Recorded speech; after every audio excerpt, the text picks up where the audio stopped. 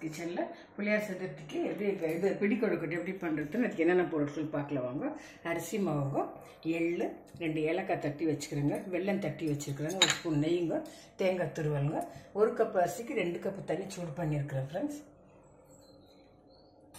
தண்ணி சூடானா ஏலக்காய் போட்டுக்கலாம் ஃப்ரெண்ட்ஸ். 1 கப்பு வெல்லம் போட்டுக்கலாங்க, 1 ஸ்பூன் எள் போட்டுக்கலாங்க, ஒரு 1/2 ஸ்பூன் நெய் போட்டுக்கலாங்க. போதும். தண்ணி மெல்ட் ஆகட்டாங்க, வெள்ளம் கரைஞ்சி வச்சுக்கிறேன். மாவு போட்டுக்கலாங்க, இதில் தேங்காய் போட்டுக்கலாங்க. அப்படிங்க கொஞ்சம் ஆறுன பிறகு மாவு இந்த மாதிரி பண்ணி இட்லி குப்பானையில் வேக வச்சுக்கலாங்க.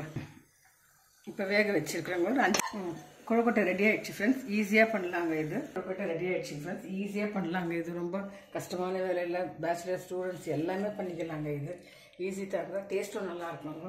நீங்களும் ட்ரை பண்ணுங்க. இந்த கணேஷா பண்டிகைக்கு ட்ரை பண்ணிட்டு கமெண்ட்டில் சொல்லுங்கள் ஃப்ரெண்ட்ஸ் எப்படி இருந்துச்சு. லைக் பண்ணுங்கள், ஷேர் பண்ணுங்கள், கமெண்ட், சப்ஸ்கிரைப் பண்ணுங்கள். தேங்க்யூ ஃபார் வாட்சிங்.